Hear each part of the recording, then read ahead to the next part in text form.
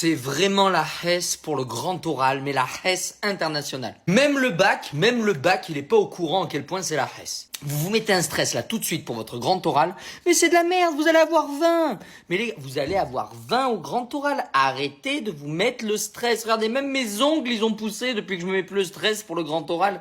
Il y a plus de stress pour le grand oral. Vous avez vu les grilles d'évaluation? Si vous savez aligner 2 mots en français, vous avez 18. Arrêtez de vous stresser. Arrêtez. Vous passez des heures à chercher des sujets, à apprendre par cœur des textes. L'objectif du grand oral, c'est de savoir aligner 3 mots sans bégayer avec des mots français.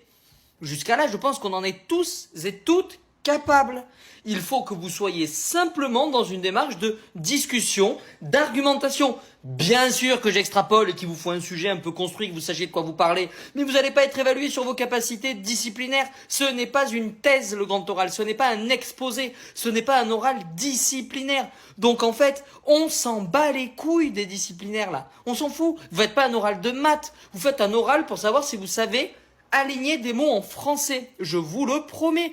Voyez mes autres vidéos sur le grand oral, je vous montre la grille d'évaluation. Je prends pas pour un con, c'est la vérité. Donc concentrez-vous sur votre prise de parole, faites-vous des entraînements avec vos potes où vous vous évaluez sur la prise de parole, où vous ne devez pas bugger, où vous devez parler normalement, sans stresser. Et c'est ça qui va te faire gagner des points à ton grand oral. C'est pas du tout le fait de savoir toute la théorie des suites numériques ou des équations différentielles. On s'en fout.